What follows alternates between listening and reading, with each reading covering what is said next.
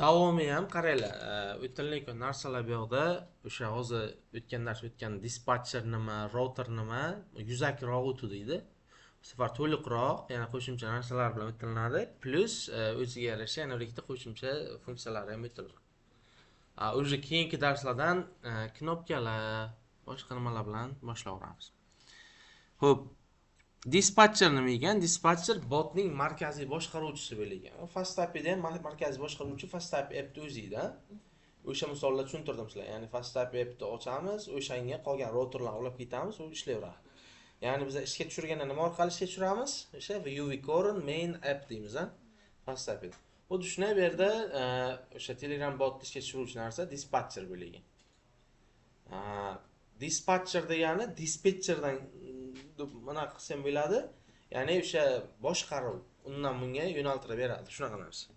Telegramda kelgan barcha update'lar, message, callback va comment va hokazolarni avval dispatcherga tushadi. Dispatcher esa qaysi handlerga tushishini boradi. Handler bizada bu yerdagi funksiyalar. Artda yozayotgan boyagi funksiyamiz bor ekan. Men repeaterda o'chirib qayta yozdim. Aslida nima qilsam bo'ladi? Qayta yozib chiqsam bo'lardi. Arttasi aloqali ishlar. Dispatcher o'shani tushunib, qaysiga borish kerakligini jo'natadi. Endi e'tibor beringlar, misol ilinyapti. Iogramdan bot dispatcher import qilinyapti. Token birlagan bot, Telegram bot token. Va bu yerda ishga tushirish qanday bo'lyapti? Bot deyapti. Bot klassidan obyekt yaratyapti. Dispatcherda o'zini ochib qo'yapti-da. Dispatcherga bot ulash uchun nima qilyapti? Start polling qilyapti. Sotyapti. Tushundingmi? Vazifasi Telegramga dispatcher, Telegramdan dispatcherga keladi, dispatcherdan routerga keladi, routerdan handlerga keladi. Shunaqa qilib o'tib keladi. Maqsad Telegramda yozgan xabarimiz boyagi funksiyaga tushishini ta'minlab beradi. Dispatcher update'larni qabul qiladi va kerakli routerga o'zi yuboradi. Kerakli router deganda routerlarni ko'rdingizlar, aytgan safar command start dedik. Prosta nima qildikda?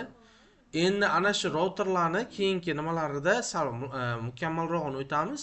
Biz hozir o'zimizcha mana text if, text contains bir bo'ladi dedik-ku. Router urovenda funksiyaga tushmasi bizda filtrlarimiz bor, o'ziga yarasha. Uni mana bu yerda o'tamiz. Routerlar handlerlarni guruhlash uchun ishlatiladi. Katta loyihalarda barcha handlerlarni bitta faylga yozish mumkin. Handler eslaringizdan chiqmasin, bu yerda funksiyalarni aytyapti. Router o'sha funksiyalarni guruhlash uchun yordam beradi. Misol uchun aytaylik, katta bot yasayapsizlar, misol uchun magazin uchun, sklad router yozishlaringiz mumkin, savdo router yozishlaringiz mumkin, ishchilar router yozishlaringiz mumkin. Har xil router qilasizlar, hammasi o'shanga aloqadorroq narsani bajaradi. Tushundingmi? Bu faqat dasturchi uchun qulaylashtirish uchun qilingan narsa. U Telegram botga hech qanday foydasi yo'q uni. Faqat erta bir kun misol uchun dasturimiz kattalashib ketsa, tezroq topish uchun, tezroq o'zgartirish uchun qulay bo'lgan narsa. Router ham FastAP'ga o'xshab, routerga o'xshatib, keyin bu yerda eslaringizda bo'lsa, routerda ham FastAP'da .get, post bir nimalar qilaydik. Bu yerda nima deyapti? Asosiy nimasi message. Ya'ni xabar kelganda degan nimasi bo'lyapti. Tushundingmi? Xabar kelganda biz o'sha xabar tutamiz va xabarga javob beramiz. Osongina. Va mana bu yerda include routerlarni ko'rdik o'tgan safar. Ya'ni mana bunaqa routerlardan 4-5 ta fayl user spy har xil nimadan qilib import qilib, oxirida include qilib chiqsanglar bo'ladi. Tushundingmi? Bir nechta router deyapti. Loyiha strukturasi hali handlerlar, bu yoki funksiyalar nimalarki middleware filtrlar bo'lishi mumkin. Middleware bilan filtr keyinroq o'tamiz. Handlerlarimiz shu yoki alohida routerlar handler bo'lib xizmat qilyapti o'zi. Ya'ni har bitta handler papkani ichida alohida aytdim-ku, yoki sotuvlar dedim, sklad dedim, o'shani uchun alohida faylni ochamiz. O'sha fayllar ichida bir nechta funksiyalar bo'ladi. Users ichida aytaylik, ikkita uchta funksiya bo'ladi. User qo'shish, user o'chirish, bir nima. Adminda ham xuddi shunaqa nimadir, ya'ni bir nechta funksiyalar bo'lishi mumkin. Tushundingmi? Oxirida esa hammasini qayerda birlashtiramiz? Mainda birlashtiramiz. Mainda qanday birlashtiramiz? Include router qilib birlashtiramiz. dp include router. Filtrlar qanday ishlaydi? Filter handler qachon ishlashini belgilaydi. Mana bu yerda qaranglar, e'tibor beramiz, router message oldin nima qildik? Command startda bitta klass chaqirdik. Tayyor komandani chaqirdik. Bu yerda nima qilyapti? Agar komandamiz start bo'lsa degan narsa ketyapti bu yerda. Komandamiz start bo'lsa. Bizga e'tibor beringlar va upperni /upper nimada count qildik, a. Endi nima qilsak bo'ladi? Command upper, command count qilsak bo'ladi. Shuni bitta tekshirib olamiz. Mana bu yerda tak mana narsani olamizda. Aytaylik. Mana bu narsani turaversin hay. Tak, mana bu yerda tashladim. Mana bu yerda upper qildim. /upper bot ishga tushdi emasda, upper bosildi deb yozaman. Upper bosildi. Buni e'tibor beringlar, command agar /upper yozayotgan bo'lsanglar, mana bu upper bosildi bo'lishi kerak. Boshqa holatlarda boshqa narsa ishga tushadi. Mana bitta botni qayta ishga tushiramiz.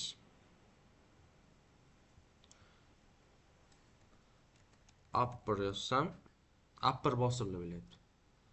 Upper salom deyotgan bo'lsam, uni ham keyin qayta upper bosildi yoki abrabotga qilsam bo'ladi. Tushundingizlar? Endi bitta narsa e'tibor beringlar, boyagi narsani tekshirib ko'ramiz. Upper bosildi va nima matn jo'natildi. Misol uchun bizga upper bosildi va matn 2 nuqta bunday qilamizda message. Qani upper o'zini jo'natammi yo'qmi shuni tekshiramiz. Boya upper o'zini ajratib olishga qancha vaqtimiz ketdi, to'g'rimi? Tak. Kodga e'tibor beramiz. Yana bir bor qayta ishga tushirdim. Message upper bosildi va matnni o'zini matnini chiqarmoqchiman.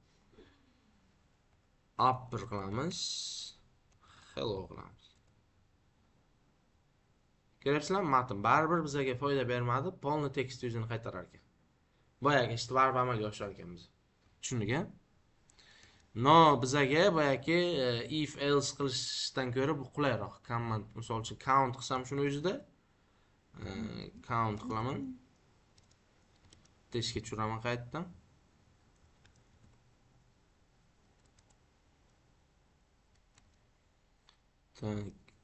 Upper deb yozaman. Bu nima qilyapti? Boshqa nimam ishga tushib ketib qolyapti. Lekin count yozaman. Count bosildi deyapti. Demak, komandamizni filtrlashda ko'rdik bu yerda. Hozir men kodga yana bir o'taman. Router message deyapti-da, message ichida qaysiki komanda bosilsa, shunga qarab shunday bajar deyapti. Bizda bu ko'rsatilgan misolda start bosildi, biz upper bilan countni ham ko'rdik. Tushundingmi? Ya'ni komanda. Tak, text filter degani ham bor ekan. Iogramda f degan bitta nima bor ekan? Class ham bo'ladi uni. From iogram import f qilib, message ichida boyagi qaranglar, command bir bo'lmasida bu yerda f.text salom bo'lsa deyapti. Ya'ni boyagi if matn bir nima degandan tashqari siz kiritgan matn salom bo'layotgan bo'lsa, assalomu alaykum deyapti. Xuddi shu narsani bitta test qilamiz endi.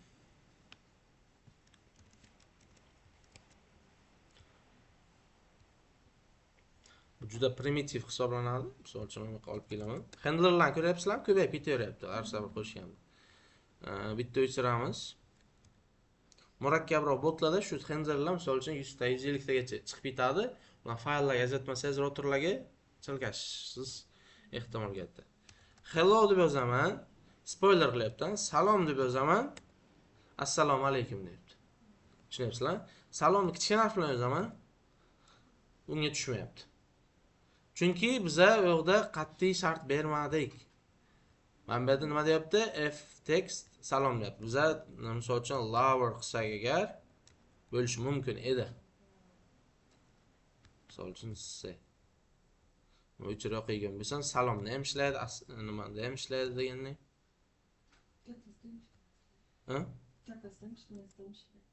Tak, salom qilamiz. Assalomu alaykum. Salom qilamiz. Assalomu alaykum. Ko'rdingizlarmi? O'zlaringizga bog'liq narsalar bular. Bu ham qaranglar oddiy if-da, mana bu yerda f text deyapti. Ya'ni foydalanuvchi kiritayotgan matnni bunaqa bo'layotgan bo'lsa, funksiyaga kirmasi tekshiruvdagi. Buni olib qarasa hech narsa o'zgarmadi, faqat teparoq urovenda biz hal qilyapmiz ko'p narsa. Tushundingmi? Contains filtri bor ekan. Agar deyapti f text contains degani o'zida shu narsani saqlasa degani. Ya'ni shu foydalanuvchi kiritgan matnda Python yozuvi bo'lsa degan. Tushundingmi? Ya'ni siz Python haqida gapiryapsiz degan answer kelyapti. Tushundingmi? Demak, ana shart buni olib qaraganda uylab logически teparoqqa qarasak, mana bu shart true bo'lsa, mana bu ishlaydi. Mana bunga qaranglar, mana bu agar shart true bo'lsa nima bo'ladi? Bu ishga tushadi. Tushundingmi? Xuddi shunaqa narsaga. Bir nechta filtr yozsa bo'lar. Mana misol uchun ban deyapti. Ban user degani foydalanuvchini ban qiladigan. Ban nimaligini bilamizmi? Blokla degan.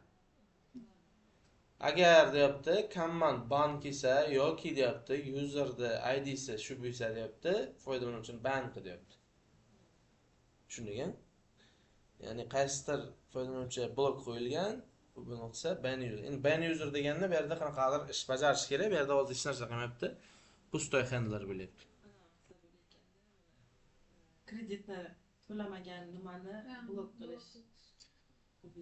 Shuni, qaranglar, bu yerda dasturiy jihatdan qarayotgan bo'lsak, ikkita nimani podrad virgul bilan yozishni aytib beringlar. Command ban-ni ham ko'rdik, keyin boyagi qanaqadir shart bajarishni ham ko'rdik, ha? Aslida bu virgul bilan ajratgani uchun bu virgul bu yerda end vazifasini bajaryapti shartlar bo'yicha. Bu ham degan edi, tushundingmi? Yoki orga tushamanchi. Orga tushigan.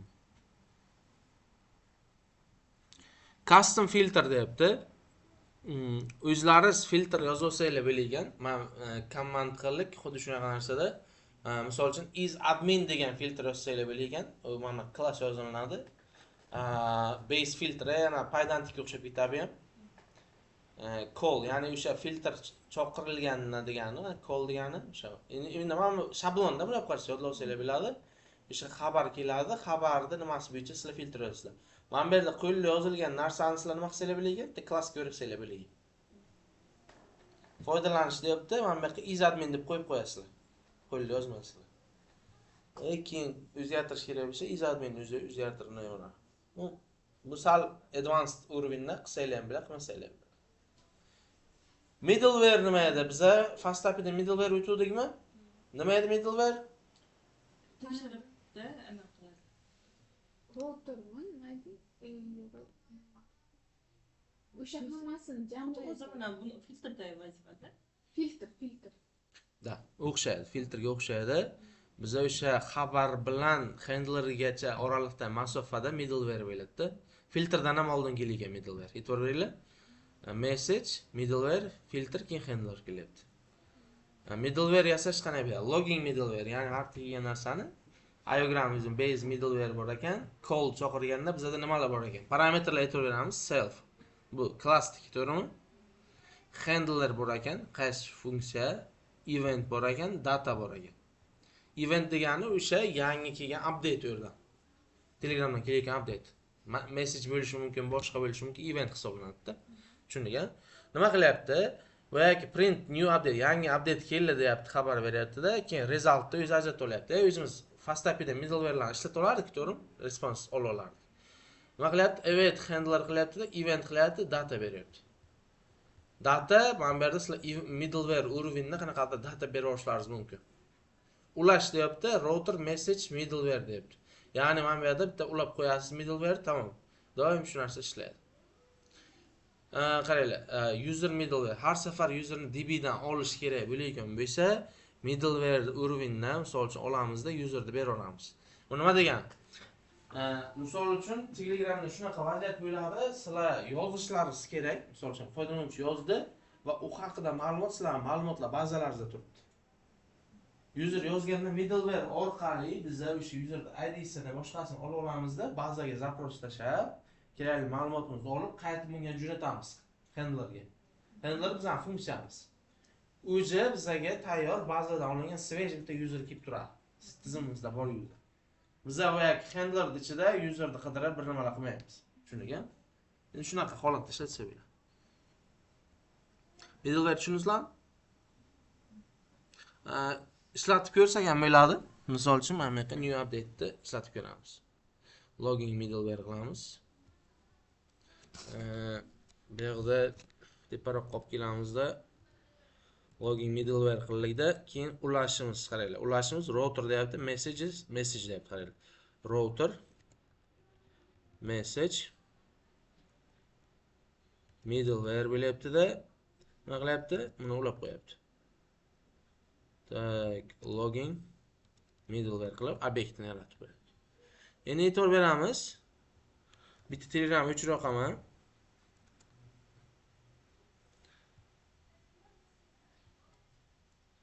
Buni qilamiz. Buni yonma-yon qo'yamiz. Tak, mana o'chirib turaylik. Mana bu yoqqa salom deb yozaman. Ko'rsizlarmi, yangi update kelganini ko'rsatyapti. Code event deb yozaman. New update kelyapti. Demak, mani middleware tagli yangi qavat kelgan оборотga berilib, men xohlagan ishim qilsam bo'ladi-da, mana bu tekstdan olib. Aytaylik, o'zim ham botim ishga tushirganimda xabarlar kelsa ham bo'sh turibdi, ishlarni hech narsa chiqarmay turibdi. Middleware orqali men yangi xabar kelgan va nima xabar kelganini ham ko'rishim mumkin. Xabarim uzunligi. Bu endi bitta holatda, ikkinchi holatda o'shani qayergadir zapis qilsam bo'ladi. Misol uchun, ertaga bir kun Telegram botimda kimdir ishlatishda muammo kelib chiqdimi? Men aytaman, nomeringni aytayman, nomeri bo'yicha qidirib topaman. Qani nima xabarlar yozgan va nima xatoliklar kelgan. Telefon qilib so'ramayman-da, misol uchun nima yozuvding, nima qiling deymanda, nomerni olamanda, yozganini ketma-ket topib olib bilaman, chunki men bu yerda track qilib ketaman. Tushungan? Asosan middleware shunaqa narsalar uchun ishlaydi. Hamma zaprosda общий qilish kerak bo'lgan ishlarga. Tushungan? Dependency injection nima edi bizda? Dependency injection fast API'da anaqa qilardik, getDB deyardik-da, tengda depends qilib bitardik, ha? Depends qilmaymizda endi biza mana middleware ichida mana data user teng user desak, keyin dependency injection shunday narsaki, mana bu yerda biza mana bu yerda userni ma'lumotni inject qilib bitdik. Mana bu yerda middleware data teng user deganimiz uchun mana bu yerda bizada user degan nima paydo bo'ladi, yordamchi. U nima degan? Profil o'sha handlerimizda user degan qo'shimcha nima ishlata olishimiz mumkin.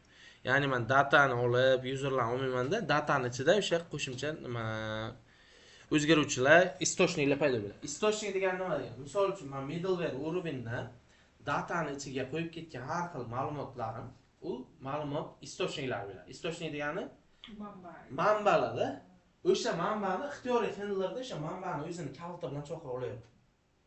Menga user kerak, user deb chaqiraman. Aytaylik, manbaga qo'shdim guruh deb, ha? Guruhni olib olaman. Kerak vaqtda, kerakli paytda. Majburiy ulash shart emas, misol uchun menga profilda user kerak, user deb ketaman. U nima degani? Men misol uchun men tizimga kirdim, Telegramdan tizimga kirdim. Middleware'im meni kimligimni aniqlayapti-da, men haqimda hamma ma'lumotni bu middleware'da manbalarga tiqtashyapti. Handlerim har safar meni kimligimni aniqlab, mumkin emasmi ma'lumotlar qidirmayapti. Bir marta aniqlab olgan o'sha manbalar bo'yicha ishlaydi. Tushundingizmi? Osonlik tarafi shu.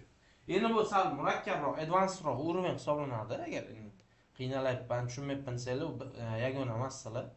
Chunki u keyinroq, mana bunaqa narsa ekan deb proyekt ustida ishlaganda kelib chiqgan narsa. Tushundingmi?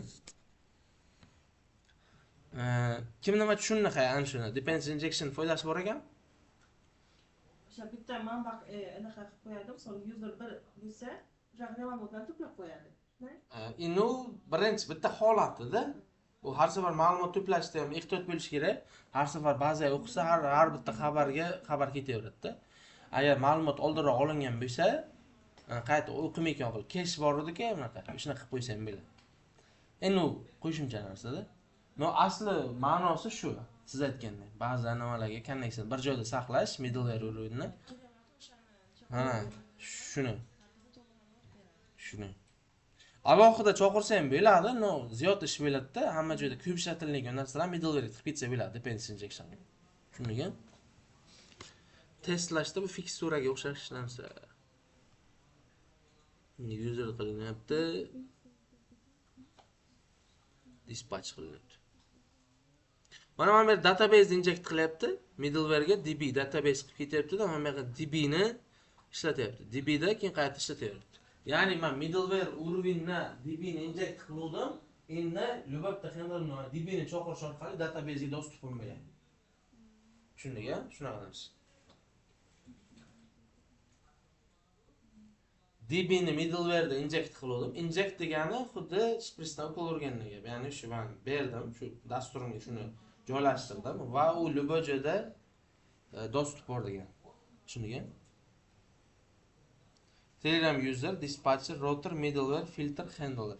Shunaqa ketma-ketlikda ketadi.